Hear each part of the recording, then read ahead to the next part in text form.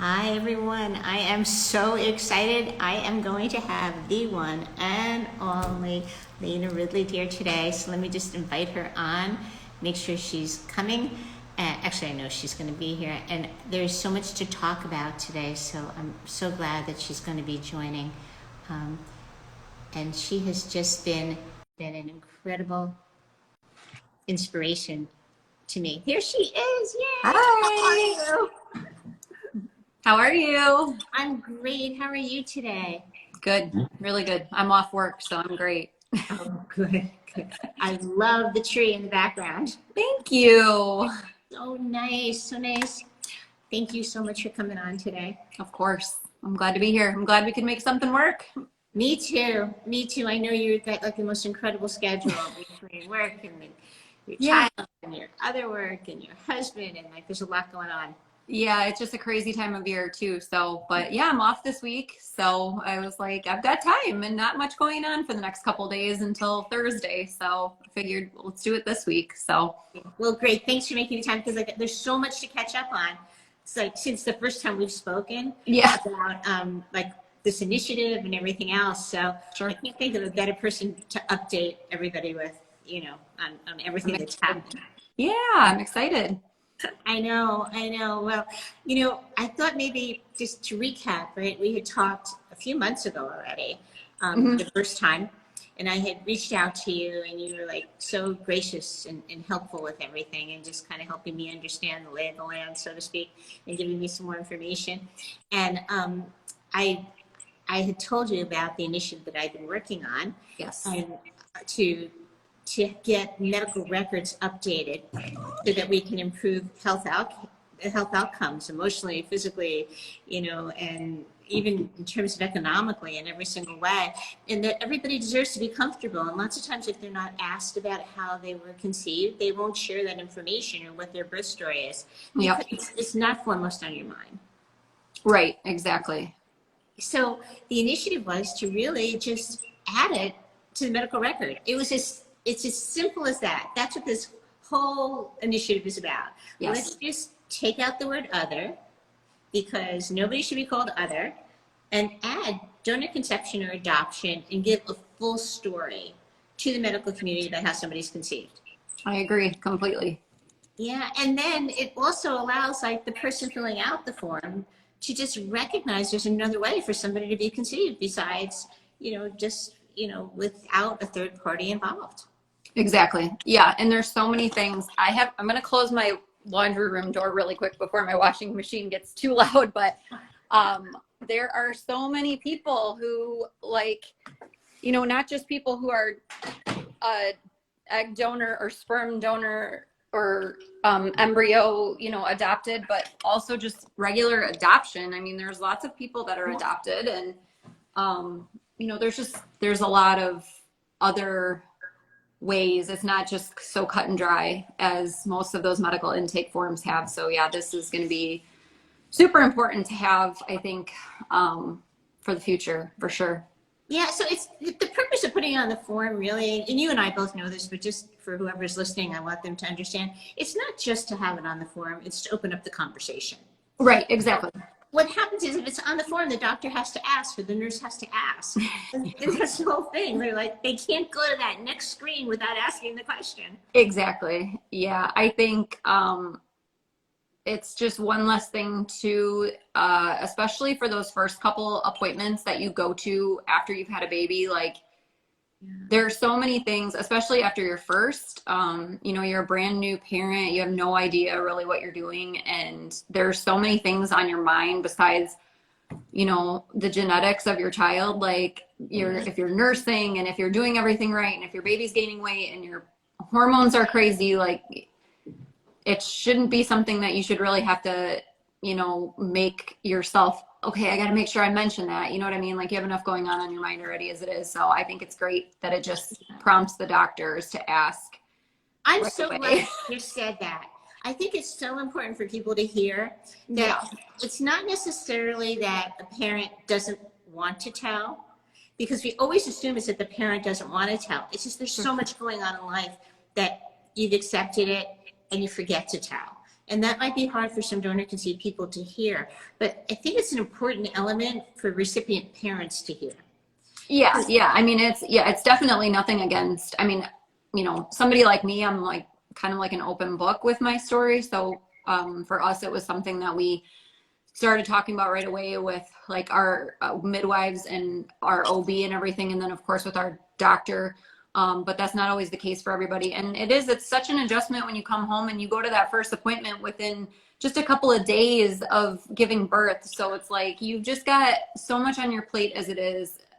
So I definitely think it's going to be very beneficial for that purpose. That yeah, it's nothing, against our donor conceived person. It's just that our minds are definitely adjusting to, a new baby, whether it be your first one or your, second, third, fourth one. Like it's always going to be an adjustment. So that definitely takes, I think, the pressure off having to make sure that like, okay, we got to remember to do that. You know what I mean? So I'm really excited for that part of it for sure. Yeah, and I've had people in their 50s tell me who were adopted that they forget to mention it. Sure. And so what happens is the doctor goes down the wrong path, and then they have to get to the right path, and it helps so much, because what we're trying to do now is we're trying to capture these actual stories. Because if we could get real life stories of what's happened to the donor conceived community from either a donor conceived person or a recipient parent, then we could take those stories and bring them to the medical board internationally. This is not just a US effort, this is a global effort. Sure. And I really have to thank people like Haley and Emma and people from other countries who have been involved and want to get this initiative going worldwide. So what we want to do really is we want to gather the stories and then be able to take these stories to the medical boards and say, listen, we need to start asking this question. We need to put it there. And that, coupled with the petition, will be powerful in Sure. order to bring it to their attention. And both of them really can be found in the link to my bio. And neither one are they're not that time consuming to fill out. Sure. They will take time, but I would ask anybody who could take the time to fill it out to please do it. And you don't need to put your name, it could be anonymous. But I have heard people tell me about gastroenterology problems, neurological problems, cardiology problems. I've heard so many different problems, and we need to tell people that they need to ask this question. It's always up to the person and the parent as to whether or not they want to tell. But let's at least give everybody the opportunity to feel comfortable in sharing their story.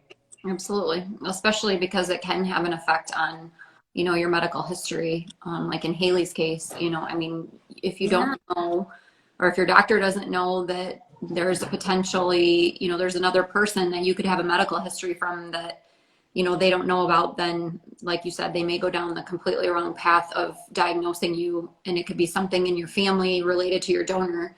So yeah, it's extremely important for sure. Yeah. I mean, we've talked to people who are whose parents are physicians who forget to mention it, and they had gastric problems for years that were never solved because they were looking at the parents who raised the child, not the genetic link. So Sure. We want to just let them know that even if you don't know who the genetics is tied to, at least let them know, let's not go on the parents who raised you. Let's at least look and investigate as if we're starting from something new, where we're starting from scratch. And, Sure. and that's really important. It really is. And sometimes I've heard donor conceived people tell me that their parents don't share the story with them at all, or they've never shared the story until they're in their 30s, and they've always worried about certain conditions that were in the bloodline, and one of the parents would always say, oh, don't worry about that. But they didn't understand why they shouldn't worry about it. Yeah, it's important. Yeah. So how do we get people to do this? How do we get people to say, okay, let me take some action. Let me advocate for myself, and let me, maybe fill out the survey. There's so much that people can do, but this is something that we're trying to gather the data right now. We're looking at 3 different categories. We're looking at gaining attention in the community, which would be donor conceived people, recipient, parents. So we want to gain the attention there. Then we're looking at the medical community.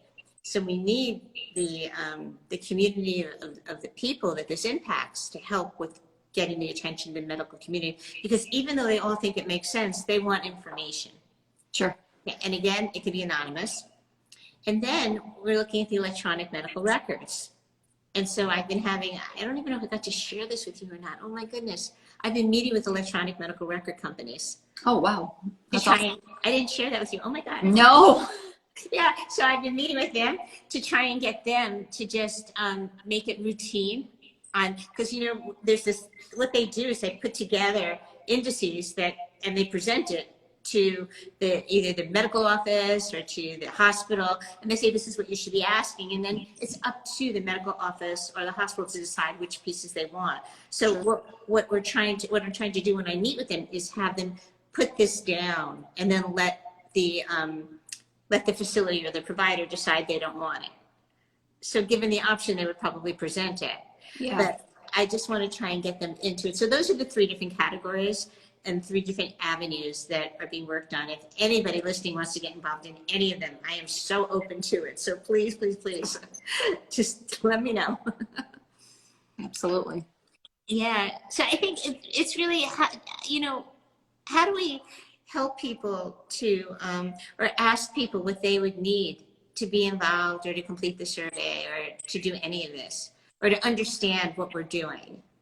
I think we just have to keep talking about it, honestly. And I think, you know, sharing it within the community and making sure that everyone in the community has access to it, you know, easily with like, you know, your link and everything. And more people, you know, I mean, it's the people in the community that it's going to affect, you know, it would be wonderful if everyone could be involved, but it's going to start with like the recipient parents and the donor conceived people first, you know, getting in there and getting the information to you that you need so you can gather your data and then, you know, kind of broadening it from there. You know, the infertility community alone is huge.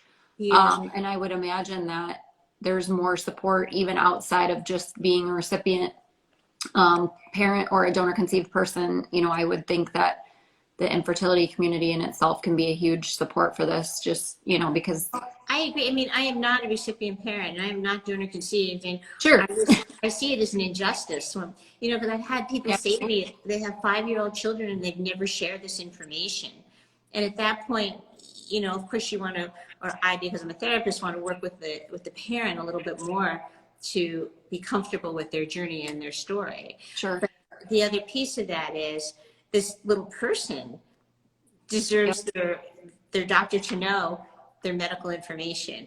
Yeah, I think that's a really, really important part of just being a recipient parent, and something that I've been trying to talk more about is it's, you know, and we've talked about this before, the word selfish and not wanting to, you know, because of how it affects you, the recipient parent. And this is coming from a recipient parent. I can't speak for a donor conceived child, but I'm learning a lot about donor conceived adults and people and trying to be, you know, just trying to get their voices heard a little bit more.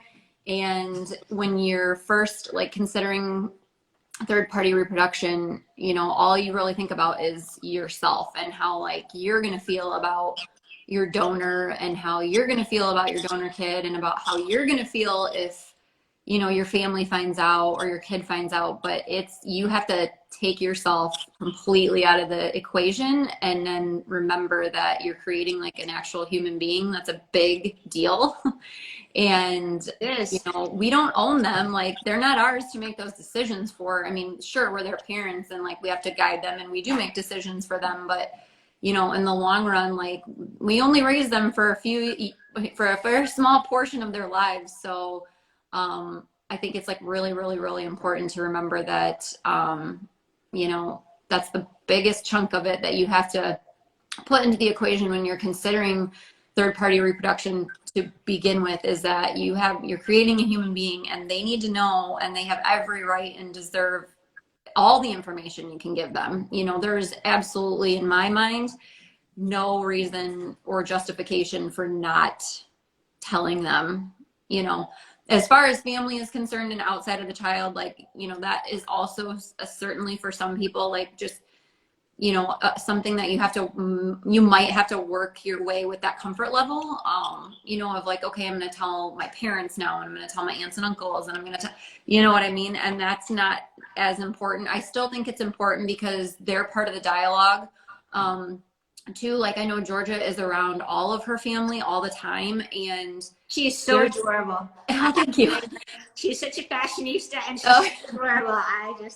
And you can probably tell by her personality that like she's not gonna like, she knows her story, and she's certainly not going to keep it quiet. I mean, if any of you know Georgia through social media or in real life, like, that she's not going to not tell grandma about, her donor or whatever.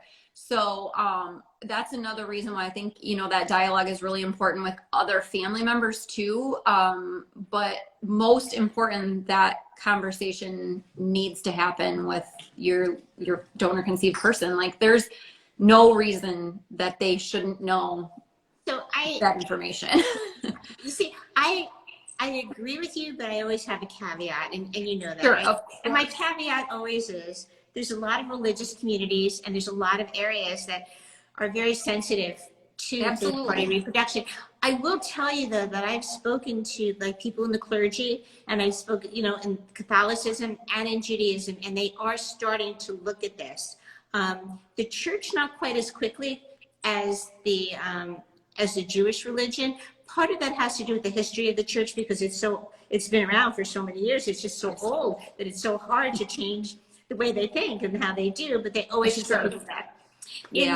With the Jewish religion, they are starting to look at third-party reproduction, and some of the communities are starting to embrace it, but the people aren't talking about it yet. So the religious communities are starting to look at this as something that we have to look at, and that's a wonderful thing.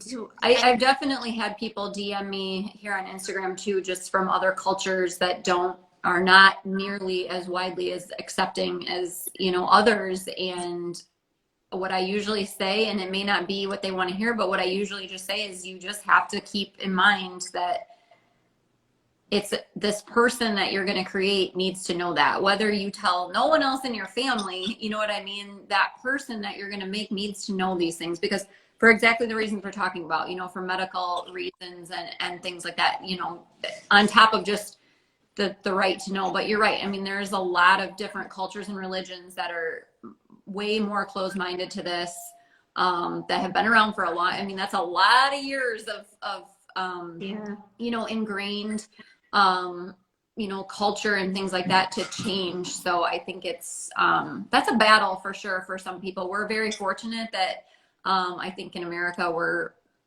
pretty widely accepting. I mean, there's still many, many conversations I see around just even IVF in general, about, is it playing God, and is it ethical, and all these things. So there's a lot of conversation and work to be done here too. There's so much work to be done. Oh yes, lots. And that's why we have to keep talking about it openly like this and sharing these experiences. But I think then when it comes to donor conception, that on top of IVF with some of these cultures and religions, some cultures and religions might look at IVF in a negative way to begin with, and then add a third party reproduction in the mix. I mean, yeah, it's a whole nother story. I can't even imagine. And that is definitely something, you're right. I mean, there's definitely something we have to take into account for that too. But I always just go back to, the person that you're going to create out of all this. The whole point of doing that, the whole point of doing IVF and having that third party reproduction for some people is to make a person, to have a baby, to create a life. So you just have to remember that person, they're going to grow up, and, eventually it's going to come out. Like, no matter how hard you try to keep it a secret or something, somebody's going to dig up some paperwork, or somebody's going to do a DNA ancestry 23andMe, they always find out. I just feel like, and that's why it's so important to me, learning over the last couple of years of kind of being involved in like the donor conceived person community a little bit more, that like they just want you, the ones that have found out later in life, if they could tell you anything as a recipient parent, it would be to tell your child from day one. Yeah. Like, I've learned so much from you and from that community. Absolutely. And I so welcome the information. I really do. the part is there's so much to do, and that's why we want to put it back to the medical where it started. Like this all started with the medical community. So for the medical community not to be comfortable asking is like a little crazy, you know. Sure. So that's my opinion part of it. Yeah, And they have some responsibility there for sure. yeah, I mentioned I was talking to an OB and she doesn't even ask. Like when somebody comes into her office, she doesn't ask if it's third-party reproduction or not. She just like treats the person. There's something wrong with that, I think. There's a disconnect there from the reproductive endocrinologist side to then I think like the obstetrics and all of that too. Then like where's the communication between the people who are literally getting you pregnant to the people that are treating you while you're pregnant? Like they should be like tight, you know what I mean? You would hope so. You would hope that there would be that connection, but there clearly is not, depending on the doctors that you choose. Sure. And so it puts the responsibility back on the person. And what we're trying to do is take the responsibility off of the person, but give the person the option. And that's really what we're trying to do here, is give them the option. And when you talk about like the emotional impact of telling versus not telling and finding out later, I do this exercise, which, you know, people are probably sick of hearing me say, but I do this exercise with my support groups and with my patients. And if they are having donor conception or adoption or surrogacy, I have them write a story while they're expecting. Mm-hmm. So that story is to help the parent through their journey so that when the baby gets here, they're more comfortable in telling their story. Sure. And that was the purpose of the book. I've gotten like lots of different questions about the book, but the purpose of the book that I wrote was really, I'm sorry, I went off really too quickly on another tangent. But so I have people write the story while they're either in the belly or while they're expecting. And so while they're expecting, it's a time to work through as much as you can. There's 3 journeys, at least 2, sometimes 3, right? There's the one of the parent. I can't keep up with the questions that are coming in. I'm sorry. That's why I'm getting preoccupied while I'm talking. I don't want to miss anybody's questions. So there's the journey of the intended parent who's carrying. There's one if there's a partner of that partner, and then there's one of this new life that's going to be brought into the world. And so we don't want to confuse them. And so if you can get comfortable while you're either carrying the baby in your belly or you're expecting the baby through surrogacy or adoption, write your own little story and then have it as your story and be comfortable with it. That's awesome. It's a great exercise, I think, for sure, to help people, coming to terms with that. It's a hard exercise, actually harder than I had thought, but it is hard. And so that's why I wound up writing that book, because it was just to help the people who I work with in telling their story. And, we know all the proceeds are going towards this initiative of the book. But we want to be sure that people can feel empowered to be able to tell comfortably their journey. And it starts with the parent. It starts with the recipient parent very often. Yeah, I love that approach. That's really awesome. We kind of did something a little bit similar for Georgia. I made a photo book. There's lots of books out there about donor conception and how to like talk to your kids and child-friendly stories and all that. And I love that. I just wanted to make hers a little more personal, and we do know our donor. She is, internet stranger turned, lifelong, obviously family now. Best story. It's like the best story ever. Yeah, we are very, very fortunate to know our donor, and our situation is unique. And I understand that there's a lot of anonymous donation out there still, and that's also a huge problem and another conversation that we could talk about for hours. But as far as George is concerned, we know our donor, and we've been able to spend time with them. And, we met them a couple times in person before Georgia was born, so we have lots of pictures with them. And so what I did for her second birthday was I just made my own like photo book, I used Artifact Uprising, but just through Walgreens, CVS, you just make your own little photo books. And then I hand wrote in her book what her story was. I started with our wedding day pretty much and kind of went from there. And, now she knows, we read her story, and, she knows it from like about as personal of a level as I could get. It's all pictures of her. It's pictures of her donor. It's pictures of me, going through you know, getting my shots and all my meds and surgeries and retrievals and things like that. And like I said, I just hand wrote it so it could be in my handwriting. And we've been reading that to her pretty much since she was about 2. And, you know, she knows what her donor's name is and what her brothers and sisters, what their names are. And, you know, we're so fortunate to have a relationship with them like we do. And I know that's not always the case. Yeah, it's But usually not, but it's very anonymous, you know, special. if you've gone the anonymous route, it's still extremely important to, you know, just let them, you know, just give them that information. The anonymous part is still something that a lot of donor conceived people struggle with.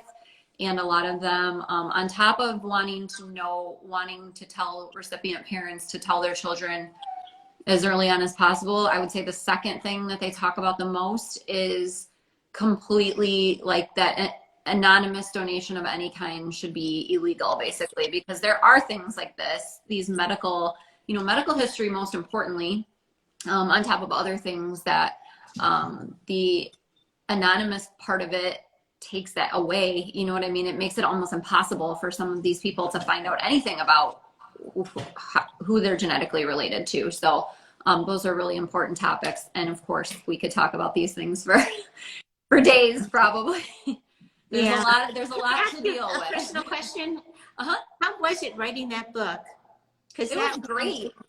It was awesome. I actually, Artifact Uprising, I liked their, I actually collaborated with them on that. And I loved theirs because they had like these hardcover, just beautiful books with the, you could personalize like the dust cover and everything on it. So she has like this hardcover, nice light pink book, and it's got a dust cover with her name on it. And then, you know, I organized all the photos, and I started with our wedding and just talked about, you know, we got married and we tried to have kids, and, you know, it took us time. And I put pictures of, you know, the shots and the injections and pictures of, you know, me going through surgery or whatever. And I just writing it was, she was only 2, so I wanted to make it like at the time she was calling me mama, so I wrote mama in there. So I really like made it about as simple as I possibly could. Because I still just, you know, the way that I kind of tell it to her is I tell her that, you know, a lady wanted to help mommy and daddy have a baby, and mommy's eggs were broken, and her egg donor gave her some of her eggs. Like, that's about as simple as you can get it without getting, you know, over their heads. And she still doesn't, I mean, she's 4. She still doesn't understand, you know, she doesn't really know how babies are made yet. Like, she is a little young for that information, but she knows that she's from an egg donor. You know, I can ask her what her egg donor's name is, and she can tell me and all that. And so, you know, when you tell them from like a young age, I think it's hard, like you stress about, like, you don't want to complicate it. You don't want to make it over their head, but it is going to be over their head. Like, they don't know really what it means. It's going to take them time, but just getting that in their head from a young age is, so it's just second nature to them. You know, it's not anything that's going to be like, wait, I'm 15 now and now you're telling me this, or I'm 30 and I just took a DNA test and, you know, you're not really my mom. Like, genetically, what? You know what I mean? So, you have to keep in mind also, which is unfortunate but true, that 10, 11 years ago, when somebody would go to the doctor would say, don't tell the children.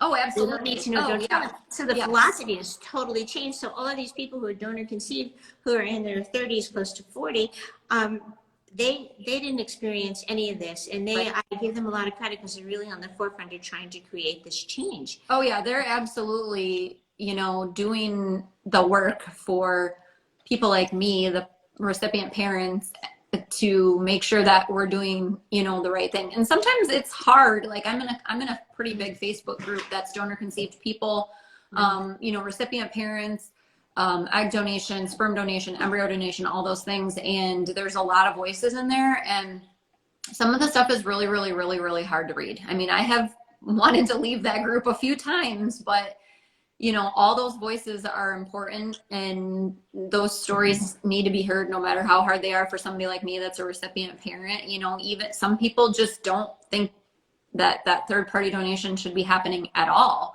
because of this experience that they've had as a donor conceived adult, you know, who, like you said, you know, 25, 30 years ago, especially, you know, even 10 years ago, it was not, you know, talking about it openly with your kid was the opposite of what you should be doing. You know, you should keep it a secret and all that stuff, like you said. So, those are like probably the most important voices that you should be listening to. And that's why I've kind of tried to talk about that a little bit more, because I see a lot of people in this community that are considering, you know, third-party reproduction. But, you know, I didn't know a lot of this until a couple of years ago after Georgia was born, of how, you know, much effect it can have on these adults, for sure. Yeah. No, it's profound, and it makes sense that it's profound when you think about it. But back to what you said initially, right, when we first started talking, when you're a new mom, you have so much that you're juggling that you could forget to tell. And so I love that you did this book for her, 2 years old, you know. And it's funny because like we're kind of talking about the same thing. I just did it in a different way because I'm not a parent. But it's so important. And the other thing, just if anybody's listening, I recommend people do is create their own story, but even you can make it into a song or a rhyme. And I love that. And you can sing it every night before you do a bedtime story. So even though Georgia's too young, she's 2 years old, she has the concept. Yep. And so as she starts to ask questions, you can answer them, but it won't be foreign. It will just be part of the process. Yep. And Patricia came out with this great tool, the Tell tool. So yes. for the people who haven't been able to tell their children yet, they should look up, I think it's called the Tell tool actually on Instagram. And it's a fabulous tool. It really is. And it's sponsored by NIH, the National Institute of Health. Because everybody is starting to look at this and saying, let's make life better for the donor conceived community. And let's make sure that people know, the recipient parents who know how to tell a child if they haven't, and that child is 6, 7, 8, 10, 15 years old, because you want to tell the story differently depending on the age. Yeah, I love her tool. I think that was such a wonderful thing that was created too, along with your storytelling. I think there are tools out there. It's, you know, and they're becoming more, you know, more widely, I think, known throughout the community. You know, that's the thing too. I think some people just feel like they don't really even know where to begin to try to tell, you know, not everybody is comfortable, like maybe writing their own story like I did. And it's like, what am I supposed to do? You know, what kind of tools are out there? So you can't tell your own story by a book, you know, and there's so many books. It's funny, I got backlash, which, you know, we came out with Let's Normalize Third-Party Reproduction. I got like backlash from people. And I have somebody, you know, this full disclosure, right, who helps me with my website, because I helps me with the posting sometimes and stuff. And they said we were going to delete them. And I said, no, don't delete them. I want to hear negative as well as positive, because I want to embrace it, right? I need to learn from it. And so then when I was able to get those people on the phone and I was able to talk to those people, we were able to understand what I meant by let's normalize things. Let's make it like, of course we should be asking these questions. Like, why wouldn't we be asking them? And so I want to hear at least everybody's voice in this, because there's no reason for anybody to not feel comfortable and not be represented. And with the Tell tool also, I think there's representation for everybody. But with the books, I'm sorry, I'm going off in different directions here. But with the books, you know, I'm not trying to say anything about my book, but my book is written specifically for the intended parent to read right when the baby is born or before, to help them be comfortable. And it leaves places for people to write why they dreamed of their child. There are other books written that are scientific. Mine is emotional. It is not scientific. Sure. That start to talk about the egg and the sperm and the carrying and the uterus and all of these other pieces of the puzzle to help the child. So depending on where you're at in your process, you could do that. There's another book that came out by Lisa Schulman that's all about like doing a family tree.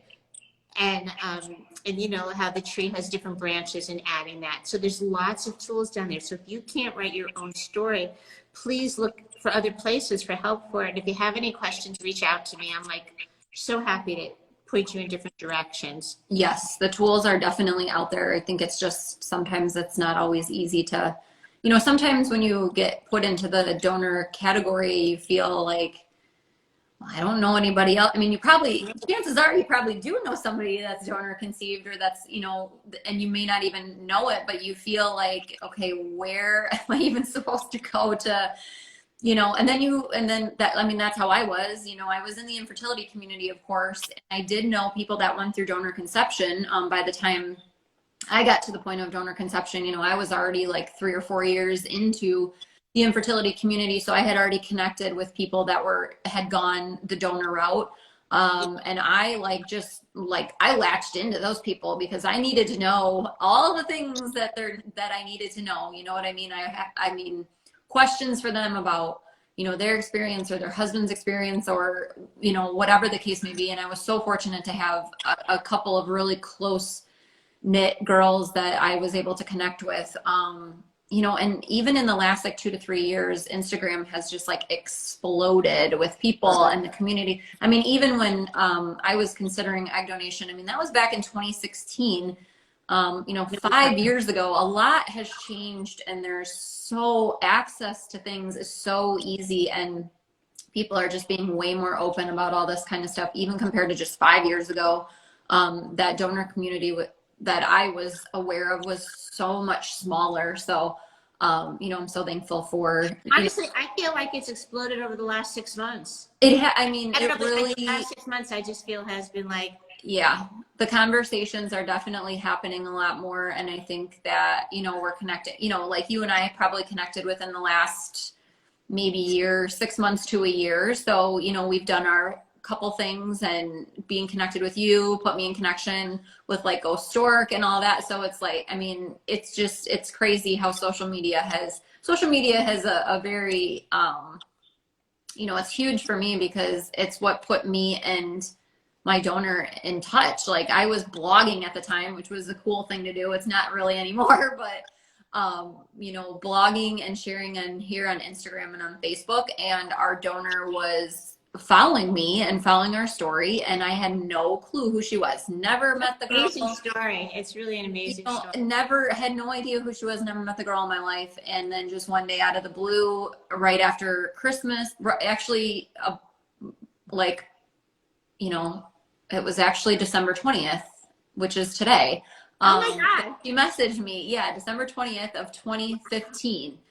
Wow. She messaged me, yeah, and said that I was in my 2-week wait of my last cycle with my own eggs. It was going horribly, and I knew it was probably going to fail.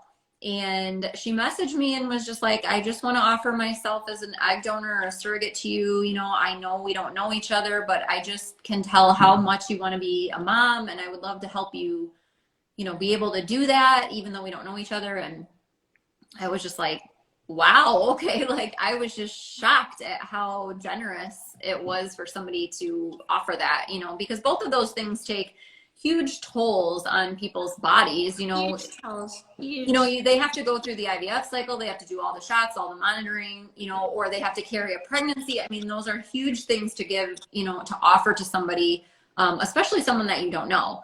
So for me, like social media is a huge, you know, I have a huge place in my heart for it, is sometimes hard and is toxic, and you know, there's a lot of negative aspects to social media too, don't get me wrong, but you know, it has been a huge part of our story, and basically how I even, you know, how our daughter even exists is thanks to, you know, Instagram of all things. So yeah, social media has put us all in connection with each other, and like you and I and all the people that are involved, that we can just keep these stories going and do these types of things like you're doing.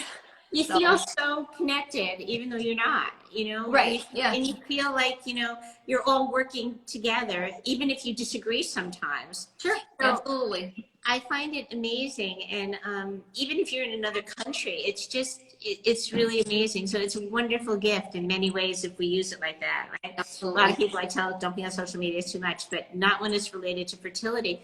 I find myself having people move towards Instagram very often when they're feeling alone.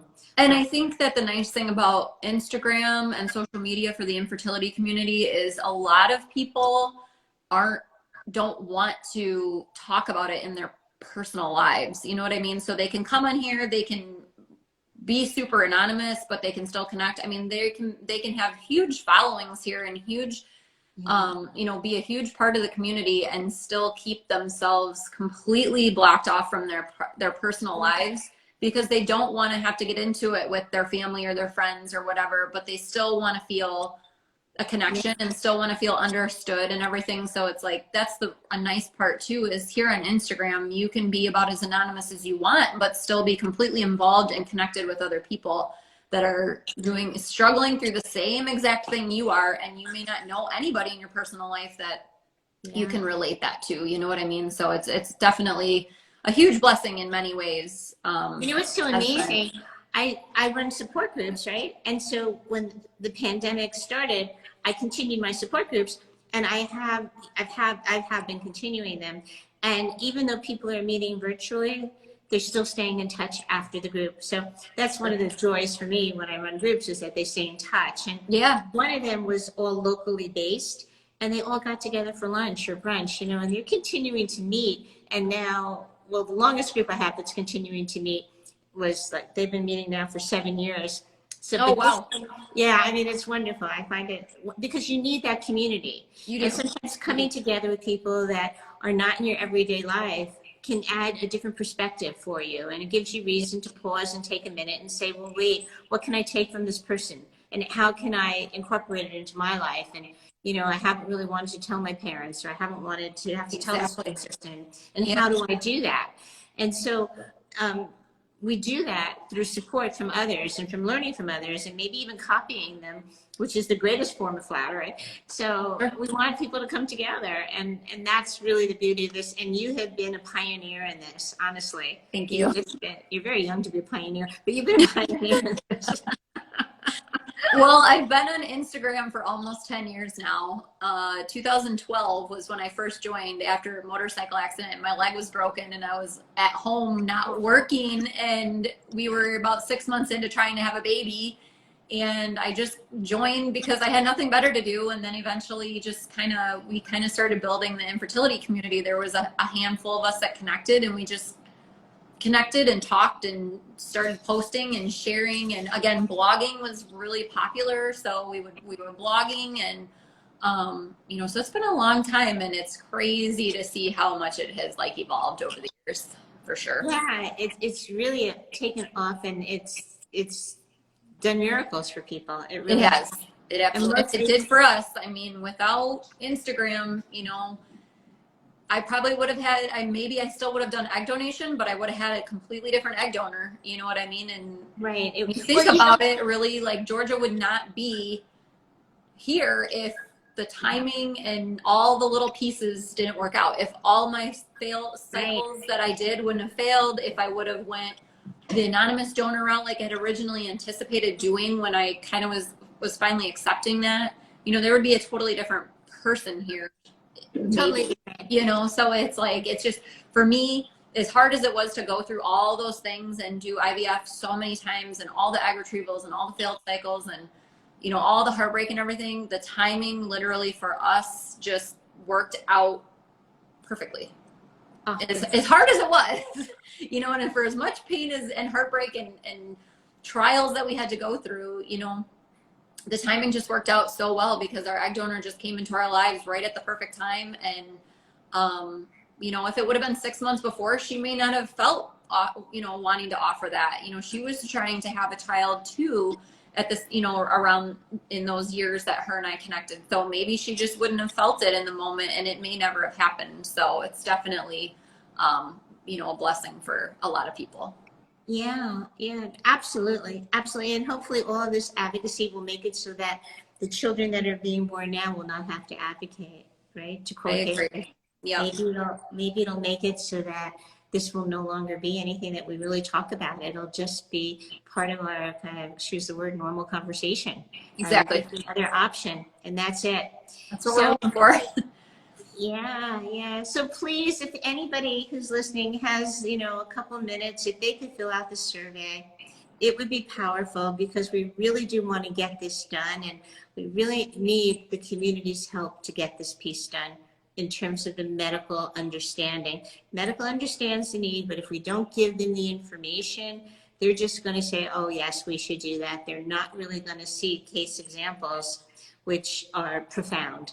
Yes. So we want to do that. And if we think about it, between 30 and 60,000 sperm are donated annually. That is a lot of people. 3% of our population is born through adoption. We're talking about a huge amount of people. Yeah. So everybody deserves to be represented. So please, please, please, if you can fill out the survey, you know, and then if you feel like doing the petition, please, it would be incredibly helpful and a way to advocate to get this into the medical community's hands. Yes. And any suggestions or ideas, absolutely open to them at any time. So thank you. Yeah, it was good to talk with you again. Yeah, thanks for coming on today very much. I hope you have a wonderful Christmas. You too, you too. I'm going to go pick up Georgia now and maybe go to lunch or find something fun to do this afternoon. So, okay, have fun. I can't wait to see more of her Christmas outfits. They'll be coming. There's a couple more, so. I can't wait. I can't wait. Anyway, have a wonderful Christmas and thank you so much. All right. Thanks, Lori. I appreciate it. Thank you. Bye-bye. Right. Bye-bye.